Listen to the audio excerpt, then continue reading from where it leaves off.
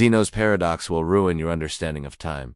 What if I told you that motion itself is an illusion? That every step you take, every second that passes, might not even be real. This is the terrifying idea behind Zeno's paradoxes. Ancient thought experiments that could ruin your entire understanding of time and reality. Let's begin with the most famous one. The paradox of Achilles and the tortoise. Imagine a race between Achilles, the fastest man alive, and a slow-moving tortoise. To be fair, the tortoise is given a head start. Now, according to logic, Achilles should easily overtake the tortoise, right? But Zeno saw something strange. He argued that before Achilles can catch the tortoise, he must first reach the point where the tortoise began. But by the time Achilles reaches that point, the tortoise has moved forward just a tiny bit. Now Achilles must reach that new point, but again, by the time he does, the tortoise has moved forward again.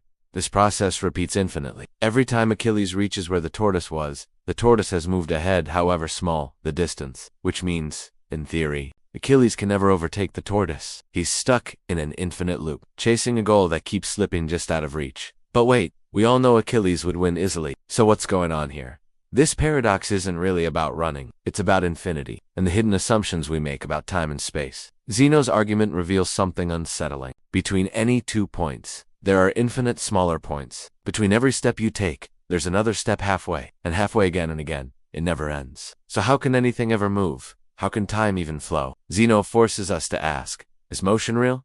Or just an illusion created by our minds? Some philosophers try to solve this by arguing that infinite steps can add up to a finite distance. Mathematically, they're right, but the paradox still lingers beneath the surface. Because here's the deeper problem.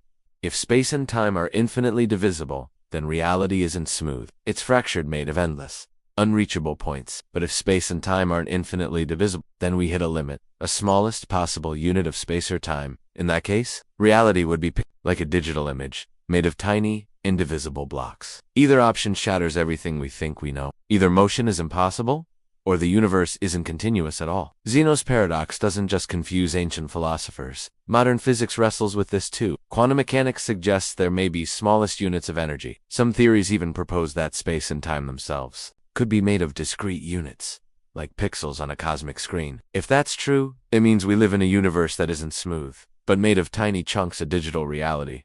Or worse, perhaps time itself is an illusion. Some physicists argue that what we experience as time is just an emergent property, a trick of perception, caused by how we process information. Zeno's paradox isn't just a quirky thought experiment. It strikes at the core of everything. Space, time, motion, reality. Are you really moving forward in time? Or are you just passing through snapshot still frames of existence? Is the flow of time just a story your brain tells itself? You might be tempted to brush this off as ancient nonsense, but every time you take a step, every time you glance at a clock, remember this. Zeno's paradox is still there, lurking in the shadows of every moment. And once you've seen it, you can't unsee it. If this thought experiment shattered your view of time, subscribe for more puzzles that challenge reality itself.